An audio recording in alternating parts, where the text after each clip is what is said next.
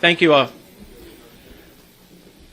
Good morning, everyone. My name is Chris Kell, and I'm the mayor here in Tell City, Indiana, and I would like to take this opportunity to welcome you and say thank you. Thank you to our many guests, dignitaries, elected officials, and friends of the local media. You are with us this morning.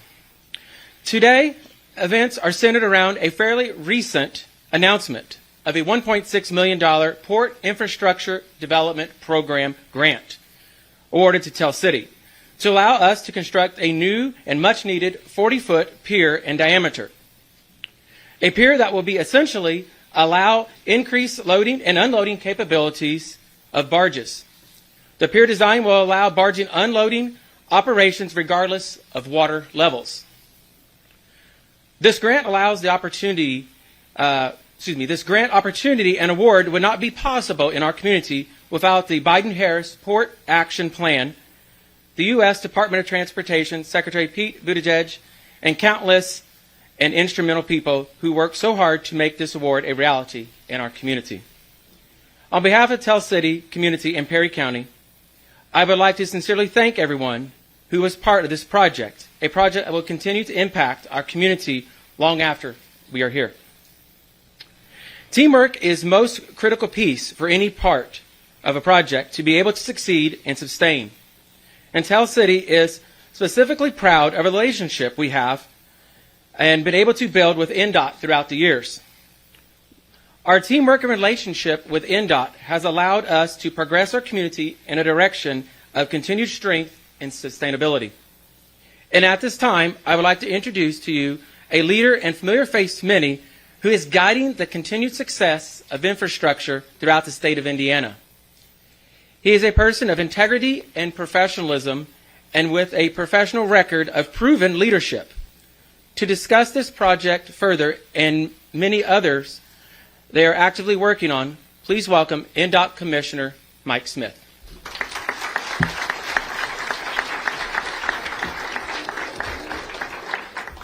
Well, good morning. For a few more minutes, it's my first trip to Tell City, and I got to tell you, I'm impressed with what you guys have going on down here. Just a beautiful community. We saw some great sights and sounds this morning, and certainly the port was a fun trip, with the exception of a little bit of mud, but we weren't getting rained on. So glad to be here with you. On behalf of Governor Holcomb, I also want to welcome Secretary Buttigieg to the great state of Indiana. We've got a Hoosier on loan to Washington, D.C., but we're glad to have him back in the heartland. You know, Indiana's been known as the crossroads of America for nearly a century now. We earned that motto thanks in large part to our central location in the country. Businesses can expect 80% of the country can be reached within one day's trip. So that's great in terms of our logistics standing in the country and being able to move freight and all the other things that we do. Transportation infrastructure is vital in capitalizing on our location, right? Vital. On that front, we've been gaining both global and national recognition. CNBC for the last 5 years has ranked Indiana in the top 5 in infrastructure in their list of best states for doing business. We further contribute to that investment with a $60 billion investment over the next 20 years in our roads and bridges, in mobility for all, and specifically in programs like Community Crossings, which the mayor was singing his praises of that program. So a lot to be proud of in what we've done, and certainly appreciative of our federal partners of helping just further those investments in the coming years. Additionally, we're investing $100 million in the next 5 years in trail projects so that we can continue to serve on both mobility for those who need to get to that last mile trip where they need to go, as well as hopefully getting a little bit of exercise as well, right?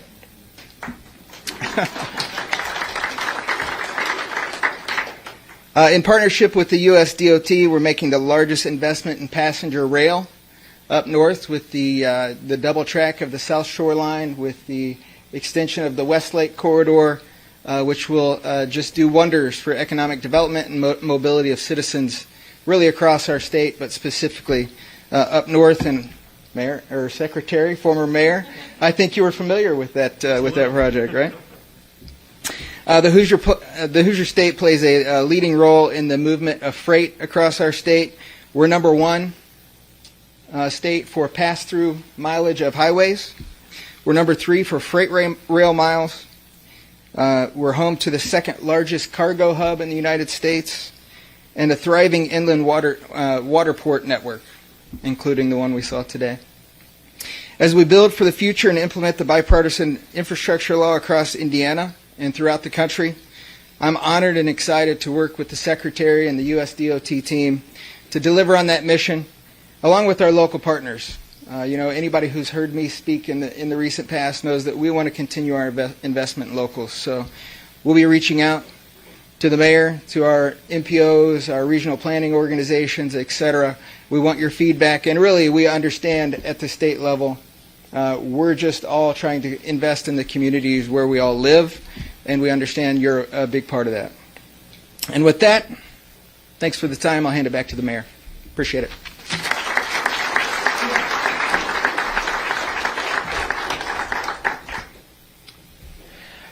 It would be an understatement to say that I'm privileged and honored to introduce to our next guest. He is a native of Indiana, a war veteran, former mayor of South Bend, Indiana, and former presidential candidate, and now the United States Secretary of Transportation. Since being confirmed by the Senate to the Secretary of Transportation and sworn in office February the 3rd, 2021, he has wasted no time in working towards improving infrastructure throughout the United States. And smaller, more rural towns have never been left off his agenda or forgotten. After the bipartisan infrastructure law passed in 2021, our next guest became responsible for overseeing and distribution of $560 billion, specifically to improving and rebuilding everything from tunnels, bridges, roads, to mass transit, ports, and airports throughout the United States over the next 5 years. He has been and continues to be a personal and professional inspiration to me and countless others. And Tell City is forever grateful to be impacted by his leadership and dedication to improving communities like ours. Ladies and gentlemen, please join me in welcoming United States Secretary of Transportation, Pete Lutich.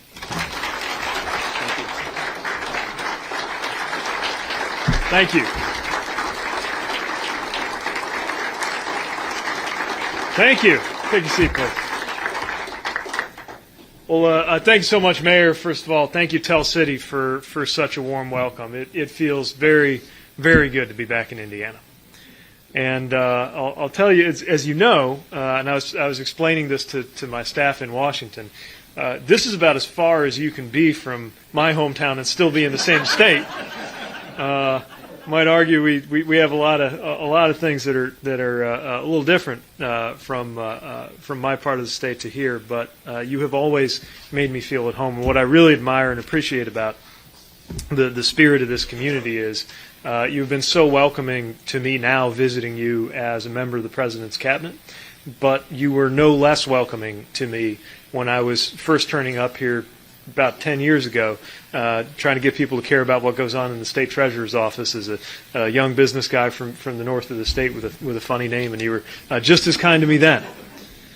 I didn't win or anything, but you were very, very kind to me, and I'll never forget it. I want to thank Commissioner Smith.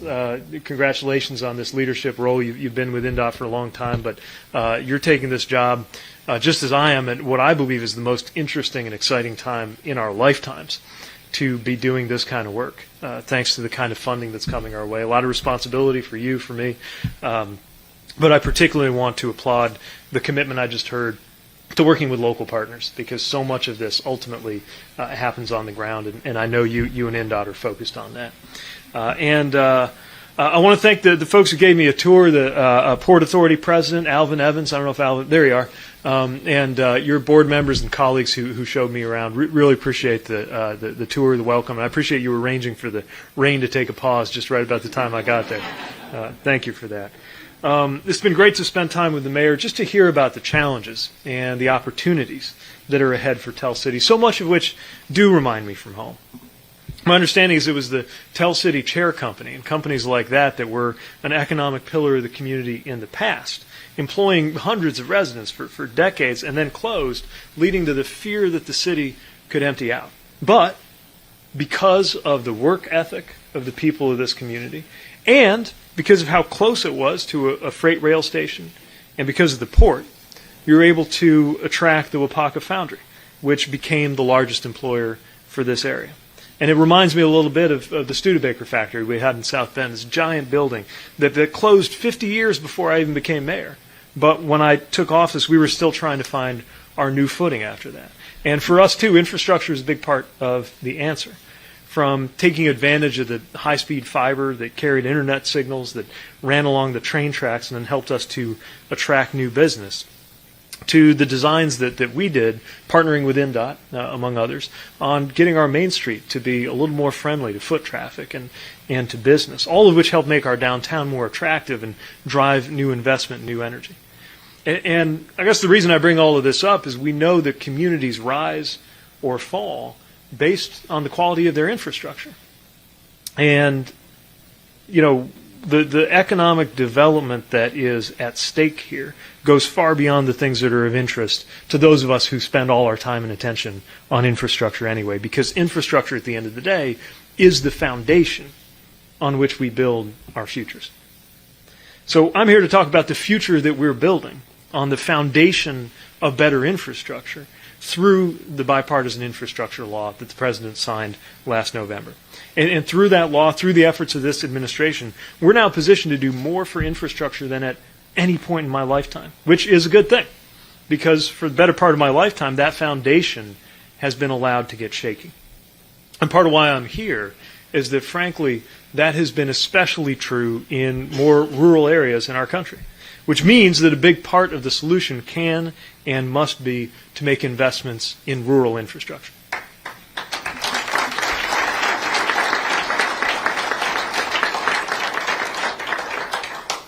You know, one stat that I noticed when I was serving is that rural residents make about a fifth of the U.S. population, but about a third of the U.S. military. Rural communities are used to giving more than they get, even when it comes to protecting and supporting this country. And so the fact that rural communities have been under-recognized and under-resourced for years is something that we can and must do something about. Over 13% of rural roads are in poor condition. There are over 3,000 closed bridges in rural areas, and another 50,000 where you got weight restrictions due to their condition.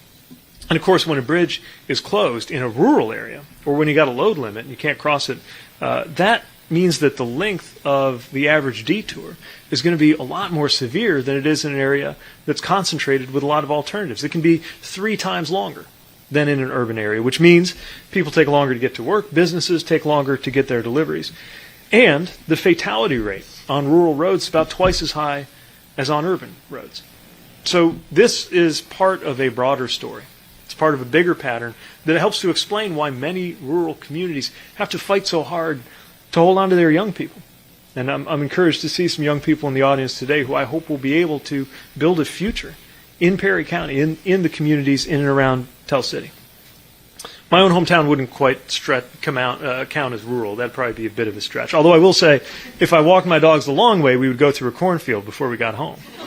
But what I'll say is I know what it feels like to grow up in a place where you get the message, whether anybody says it out loud or not, that succeeding and making something of yourself means getting out. And we've got to do something to make sure that people get a different message. If a young person looks around their community and they see degraded infrastructure, they see that the bridges are out, they see that the roads aren't in good shape, they see that the signs are faded, that sends a message about investment in the community that makes them question whether they should invest their future in where they came from. But after seeing too many generations get out of rural communities, we're getting in a very big way. And we're doing it together. Another thing I'm very proud of in this bill is in a Washington climate where most people didn't think you could get a bipartisan anything done. We were able to get this bipartisan infrastructure law done with strong numbers of a lot of Republicans crossing over to join their Democratic colleagues and join the president, coming together to deliver the most significant investment in rural infrastructure since the interstate highway system. And we're so proud of being able to do that together.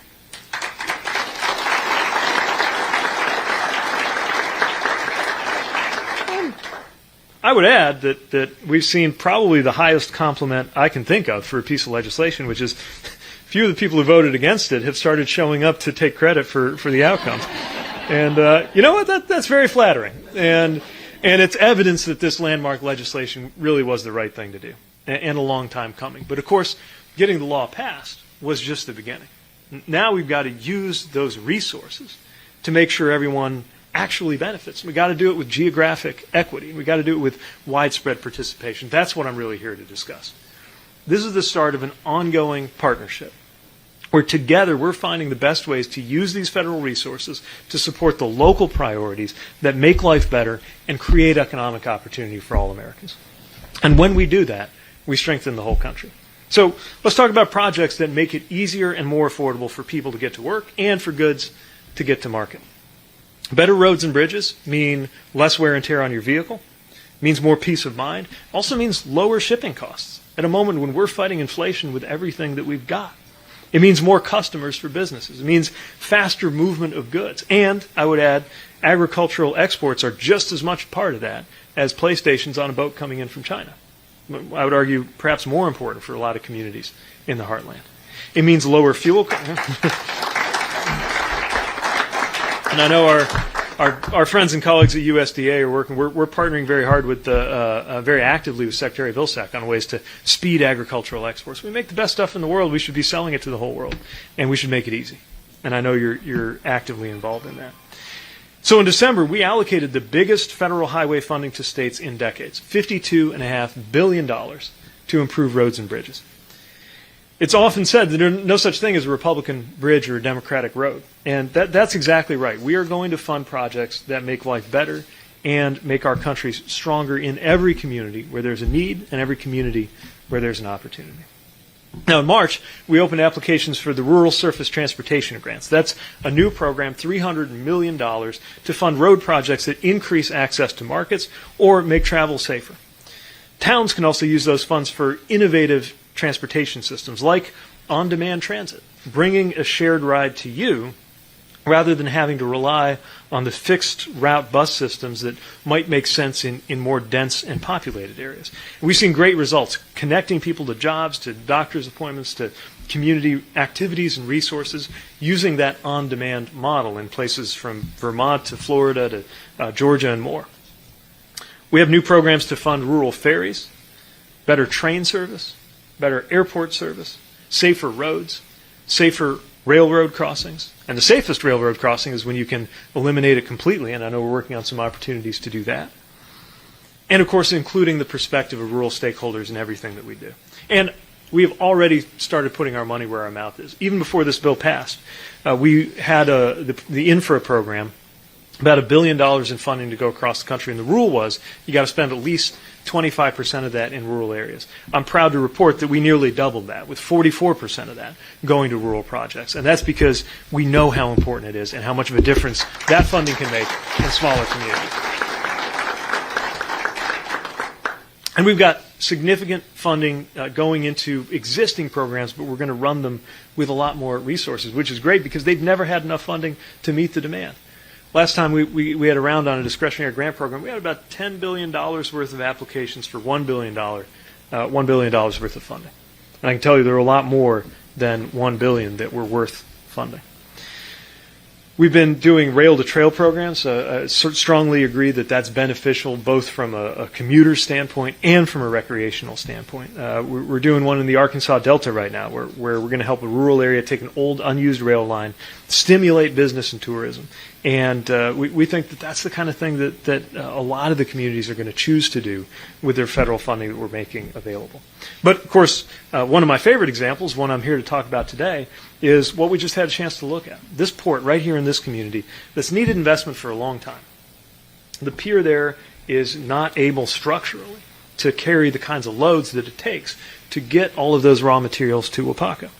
And when the waters run too high or too low, and it's pretty often you got one or the other, sometimes the loading is restricted or even impossible. Barges will be forced to wait or bypass until the water returns to a more normal level. So the port came to our department for help, and now help is on the way because we have been able to award $1.6 million to improve the Tell City River Port.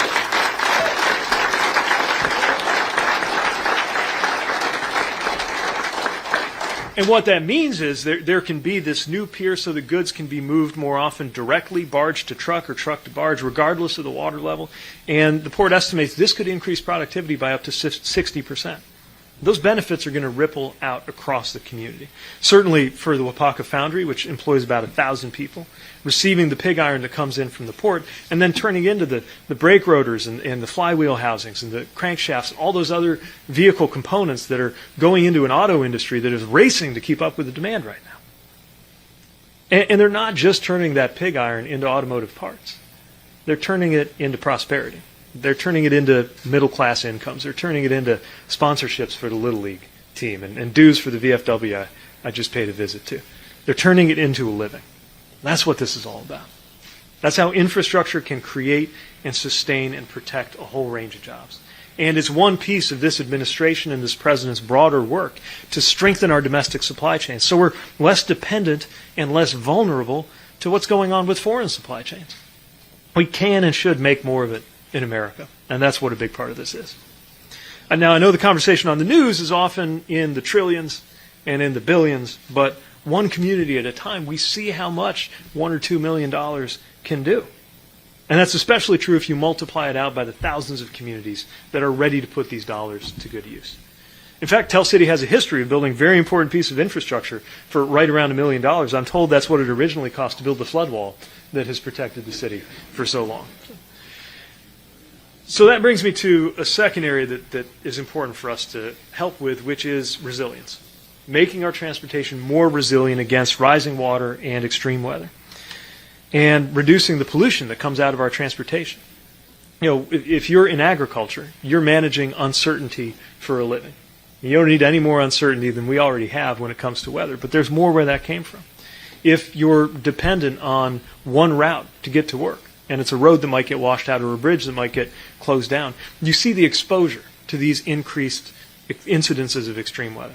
And now we have the first U.S. DOT-administered program dedicated to making roads and bridges more resilient. We also have funding to reduce carbon emissions or vehicle pollution that our families breathe. Thinking about projects like the one they're working on to build that road directly from the port up to 66, I think, right? That's going to mean that trucks can move more quickly, and it's going to mean they no longer need to move on those local roads through neighborhoods and communities where kids are playing. It's going to make everybody better off.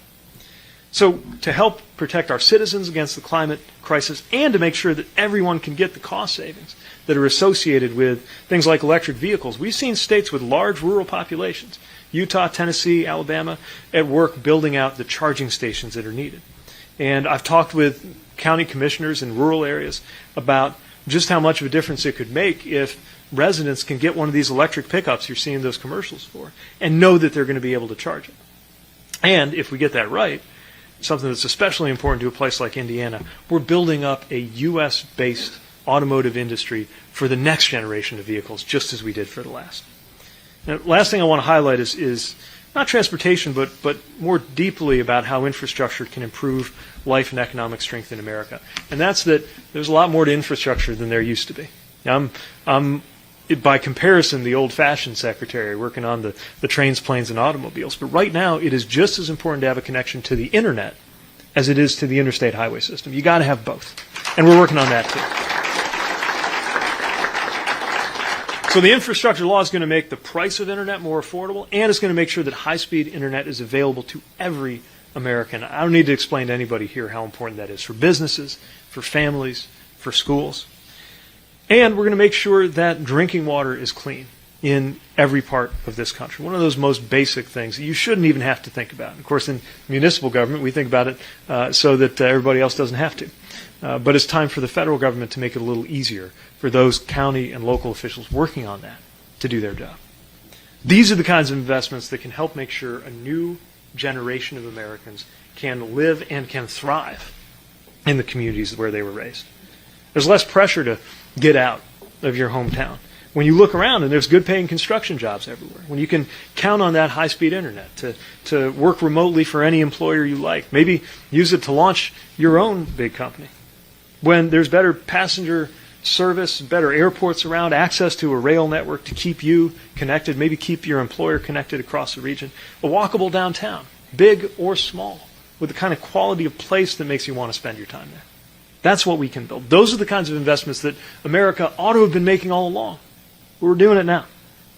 And I'm so proud of how communities that have already been working with generations-old infrastructure have kept the fires lit, have kept these communities going. You deserve more support, and help is on the way. I would add that these investments, and I'll close with this, can be unifying in a very, very divided time. Just like the infrastructure law itself united so many people across party lines. It's part of a great tradition in this country of preparing for the future. When we look back at the infrastructure investments that transformed our country, the projects like the interstate highway system, the New Deal, all the way back to the transcontinental railroad, two things are clear. First, those investments were not just the foundations of job growth and economic success. They actually helped unite the country by literally connecting it up.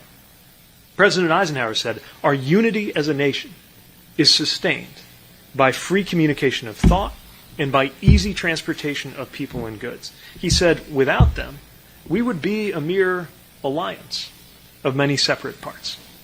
And thanks to the right kinds of connections, we're not just an alliance. We're a people, we're a country, we're a nation, united.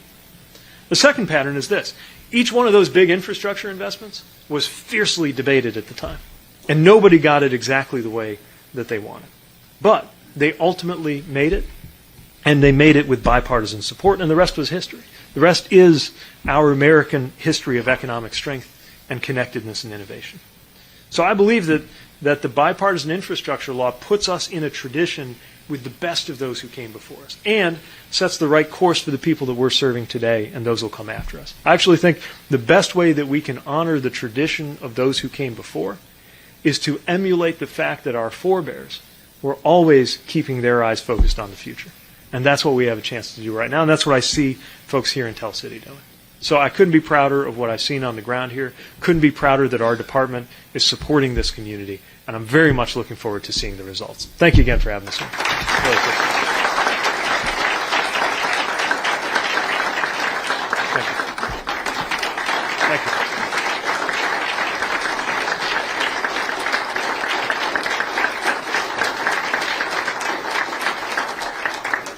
So I think we have a little bit of time for press questions, and Ben in the back is going to quarterback that, so I'll just look to Ben.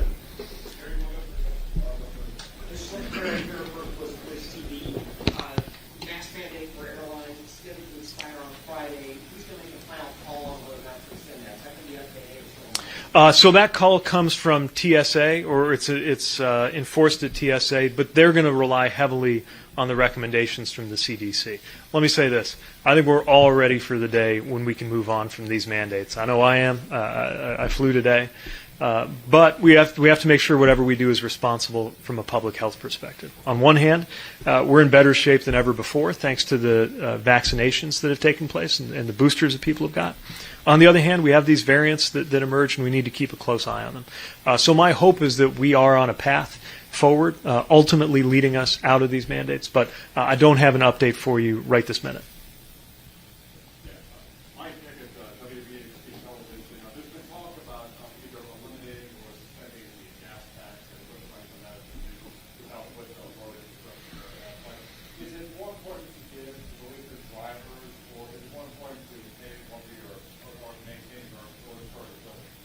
Well, that's part of why there's so many challenges around that policy question. Look, I think every option's got to be on the table when it comes to bringing relief, because we're seeing just how much pain that those prices at the pump are causing, especially with the spike that happened after Putin's invasion.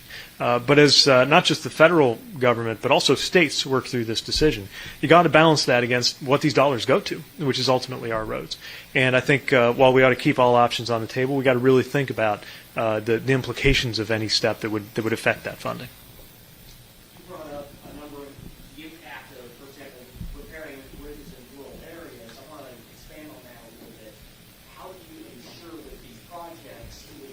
where grants are coming down, that A, they don't all end up with a handful of projects related to, say, interstate. But then on the other side, B, you don't end up with a project that some might characterize as a bridge failure. Yeah, so on the first part, a lot of it has to do with how the formula is set up. By design, the infrastructure law funds projects large and small. And in just about every one of the programs, there will be some kind of structure to it that says not all of the money can be devoured by just a handful of projects. I mentioned that program called Infra, right? 25%'s got to be rural. Those tend to be smaller. And again, we beat that. We did 44 last time around, not 25%. And I know that that Ndot and the governor are working with communities looking at the range of projects that will qualify for that bridge formula program, for example, right? And there will be a mix of large and small. In terms of making sure that they're well spent, there are basic standards that go into every one of these programs we're putting out. If it's a discretionary program, like the one that led to these port improvements that we're doing here in Tell City, that's one where that responsibility falls on me and my colleagues, and we take that very seriously to select the programs that are the most deserving. And again, there's many, many projects. For every one we actually get to say yes to. But I'll also say the role of the state is huge here. So the majority of the funds are formula dollars, and it'll be up to Ndot, it'll be up to the state to make good decisions, informed by their dialogue with communities and informed by those basic ground rules that we set at the federal level. And I have a very high level of confidence that they're going to make wise choices, and we want to support that.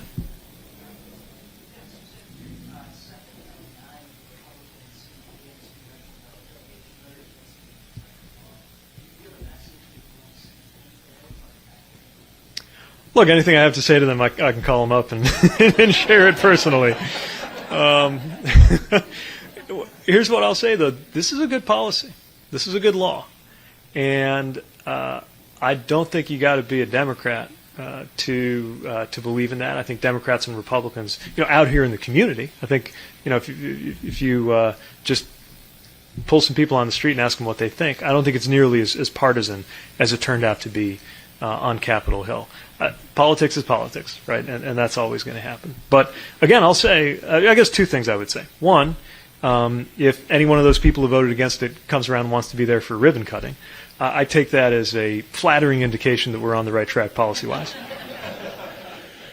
But the second thing I'll say is we're not going to hold it against a community that we have disagreements with their representation in Washington. I have never, every time I've been in a room with the president talking about opportunities to expand infrastructure, he's never turned to me and said, well, is that region's member of Congress with us or against us politically? It's about what the need is. And that's why you're going to see us in areas red and blue alike, rural and urban alike, getting these projects done because the American people deserve it, no matter what's going on Capitol Hill.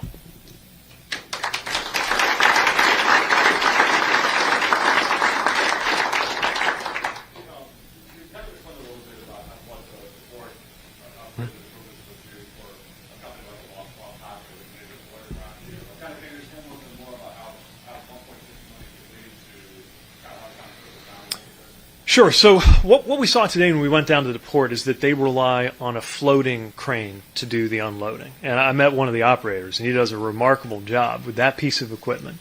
As somebody who's fond of those claw machines at the truck stop where you can get the stuffed animals, let's just say it might look like that, but it's a lot more complicated. It takes a lot more skill. They didn't let me try this one out. Look, what they do is made more difficult by the fact that it's a floating pier. That means if the water's too high or if the water's too low, there's a risk of tipping. It gets derated. They can't carry as much load. So the bottom line is this. By supplementing that floating crane with one that's land-based, it means they can process a lot more of the raw material that comes in by barge, pig iron and any of the other things that go on to Wapaka to be processed. And I'm guessing that if Wapaka, and I know their manager's here somewhere, I met her a moment ago, not to single you out, but I'm guessing demand's pretty strong right now for what y'all are producing, right? So I'm guessing the more raw material you can get in, the better. So the more efficiently we can produce what's coming in, the more efficiently we can process what's coming in, the more efficiently they can produce. And that's supporting those 1,000 or so jobs that are there at the plant, but it's really supporting the whole region. This one's technically a little bit out of your wheelhouse. Uh-oh. The 15 rule that the president announced. Yeah.